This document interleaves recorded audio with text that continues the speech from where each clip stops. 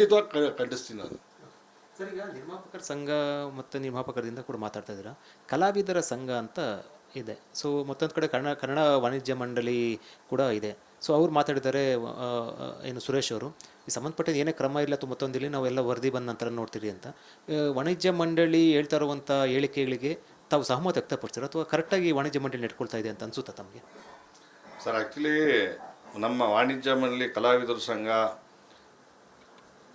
ಒಕ್ಕೂಟ ಎಲ್ಲ ಒಂದು ಕ್ರಾಫ್ಟ್ 27 ಕ್ರಾಫ್ಟ್ ಕೂಡ ಕರೆದು ಒಂದು ಮೀಟಿಂಗ್ ಮಾಡಬೇಕಾಯ್ತು. ಈ ಥರ ಹಿಂಗೆ ಆಗಿದೆ, ಅವರ ಅಭಿಪ್ರಾಯ ಪಡ್ಕೊಂಡು ಮಾಡಬೇಕಾಯ್ತು. ಬಟ್ ಮೊನ್ನೆ ಕೂಡ ಒಂದು 5 ಲಕ್ಷ ರೂಪಾಯಿ ಅವ್ರು ಕೊಟ್ಟಿರೋ ವಿಚಾರದಲ್ಲಿ ಕೂಡ ನನಗೂ ಬೇಸರ ಇದೆ. ಯಾವನೋ ಮಾಡಿದ ಕೊಲೆಗೆ ಚೇಂಬರ್ ಹಣ ಕಟ್ಟಬೇಕಾ? 5 ಲಕ್ಷ ನಾನು ಹೇಳೋದು ಕಟ್ಟಬೇಕಾ ಹೇಳಿ? ಅದು ನಿಜವಾಗ್ಲೂ ತುಂಬ ತಪ್ಪು ಮಾಡಿದ್ದಾರೆ. ಬಟ್ ಏನಂದರೆ ಎಲ್ಲರೂ ಮೀಟಿಂಗ್ ಕರೆದು ಎಲ್ಲ ಸಂಘ ಸಂಸ್ಥೆಗಳು ಕರೆದು ಪಾಪ ಆಯ್ತು, ಆ ಕುಟುಂಬಕ್ಕೆ ಒಂದು ಇವು ಕೊಟ್ಟಿರೋದು 5 ಲಕ್ಷ ಒಂದು ಮಾನವೀಯತೆ ಮೌಲ್ಯಗಳ ಮೇಲೆ ಕೊಟ್ಟಿದ್ದಾರೆ. ಬಟ್ ಆ ದುಡ್ಡು ಚೇಂಬರಿಂದ ಹಣ ಕೊಡಬಾರ್ದಾಯ್ತು. ನಾನು ಹೇಳೋದು ಎಲ್ಲ ಪ್ರತಿಯೊಂದು ಕ್ರಾಫ್ಟ್ಸ್ ಎಲ್ಲ ಕರಿಬೇಕಾಯ್ತು, ಎಲ್ಲ ಮೆಂಬರ್ಸ್ಗೂ. ಪಾಪ ಈ ಥರ ಹಿಂಗೆ ಒಂದು ಬಡ ಕುಟುಂಬ ಹಿಂಗಾಗಿದೆ, ತಮ್ಮ ಕೈಯಲ್ಲಾಗಿದೆ, ಏನಾಗುತ್ತೆ ಎಲ್ಲ ಒಂದು ಇದು ಮಾಡಿ ಒಂದು ಹಣ ಶೇಖರಣೆ ಮಾಡಿ ಕೊಟ್ಟಿದ್ರೆ ಅದೊಂಥರ. ಬಟ್ ಚೇಂಬರಿಂದ ಕೊಟ್ಟಿದ್ದು ಭಾಳ ತಪ್ಪು.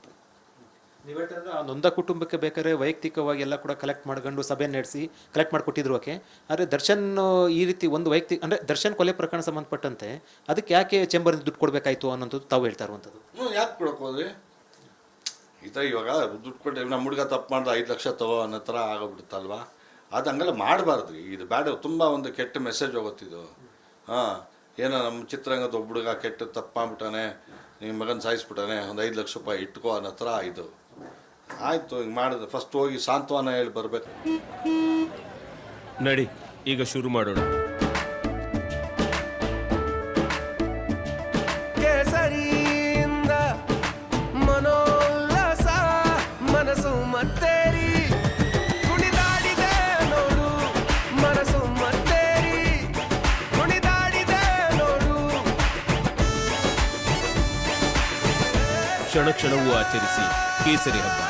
ವಿಮಲ್, ಬಾಯಲ್ಲಿ ಹೇಳಿ ಕೇಸರಿ. ಆಯಿತು, ಏನು ನಿಮಗೆ ಬರೀ ಕೈಲಿ ಹೋಗಿ ಒಂದು ಮಾತು ತೂಕ ಇರುತ್ತೆ ಯಾವತ್ತೂ. ಸಾಂತ್ವನ ಹೇಳಿ ಬರಬೇಕಾಯ್ತು. ಸಾಂತ್ವನ ಹೇಳಿ 5 ಲಕ್ಷ ರೂಪಾಯಿ ಕೊಟ್ಬಿಟ್ಟು ಬರೋ ತಪ್ಪು. ಬಟ್ ಅದು ಕೂಡ ಎಲ್ಲ ಇಂಡಸ್ಟ್ರಿ ಪ್ರತಿಯೊಬ್ಬರ ಹತ್ರ ಕಲೆಕ್ಟ್ ಮಾಡಿ ಕೊಟ್ಟಿದ್ರೆ ಎಲ್ಲರಿಗೂ ಒಂದು ಖುಷಿ ಇರುತ್ತೆ. ಪ್ರತಿಯೊಬ್ಬರು ಅಟ್ಲೀಸ್ಟ್ 10 ರೂಪಾಯಿ ಆದರೂ ಕೊಟ್ಟಿರೋರು. ಜಾಸ್ತಿನೇ ಆಗಿರೋದು. ನಾನು ಹೇಳಿದ ಆ ಕುಟುಂಬಕ್ಕೂ ಒಂದು ನಾವೇನು ಕೊಡ್ತಕ್ಕಂಥ ಹಣ ಭಾಳ ದೊಡ್ಡ ಮೊತ್ತದ ಹಣ ಆಗಿರೋದು.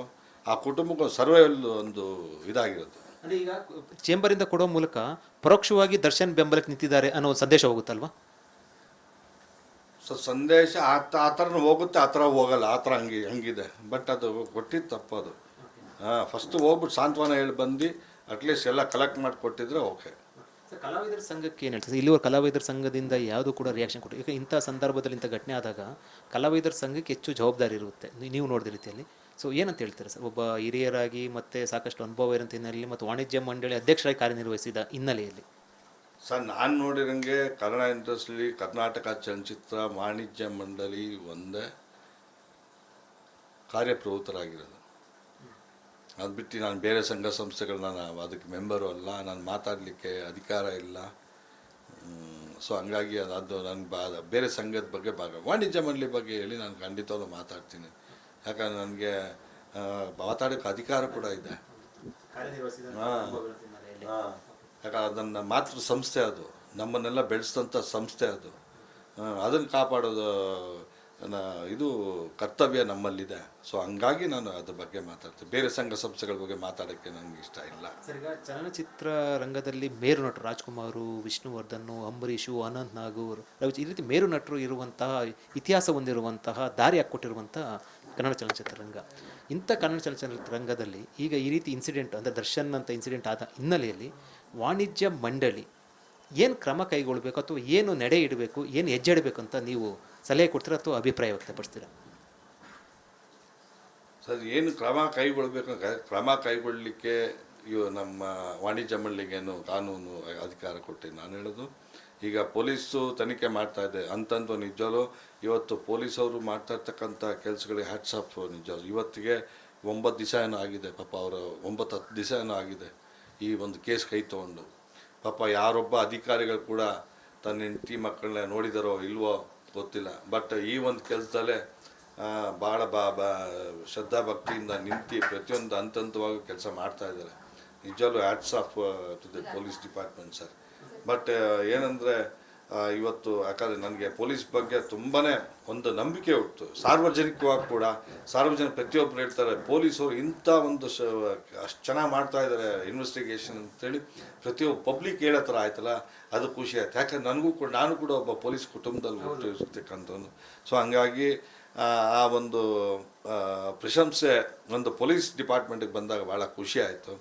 ಆಮೇಲೆ ನ್ಯಾಯಾಲಯ ಸೇಮ್ ನಮ್ಮ ಪೊಲೀಸ್ನವ್ರು ಏನು ಇನ್ವೆಸ್ಟಿಗೇಟ್ ಮಾಡಿ ಪ್ರತಿಯೊಂದು ನ್ಯಾಯಾಲಯಕ್ಕೆ ಕೊಡ್ತಾರೆ, ಅದು ಕೂಡ ನ್ಯಾಯಾಲಯ ಖಂಡಿತವಾಗ್ಲೂ ಎತ್ತಿ ರೀತಿಯ ನ್ಯಾಯ ಸಿಗುತ್ತೆ ಆ ಕುಟುಂಬಕ್ಕೆ. ಮತ್ತು ಯಾರು ಮಾಡಿದ್ದಾರೆ ಈ ಕೃತ್ಯ ಅವ್ರಿಗೆ ಖಂಡಿತವಾಗ್ಲೂ ಶಿಕ್ಷೆ ಆಗೇ ಆಗುತ್ತೆ. ಸೊ ವಾಣಿಜ್ಯ ಮಂಡಳಿದು ರೋಲ್ ಏನಿಲ್ಲ ಸರ್ ಇಂಥ ಘಟನೆ ಆದಾಗ? ಅಂದರೆ ಸಾರ್ವಜನಿಕರಿಗೆ ಮತ್ತೊಂದು ಕಡೆ ಅಭಿಮಾನಿಗಳಿಗೆ ಮತ್ತು ಬೇರೆ ಚಿತ್ರರಂಗದವ್ರು ಕೂಡ ಈ ಕಡೆ ನೋಡ್ತಾರೆ. ಈಗ ಇಡೀ ದೇಶಾದ್ಯಂತ ಚರ್ಚೆ ಆಗ್ತಾ ಇರುವಂಥದ್ದು.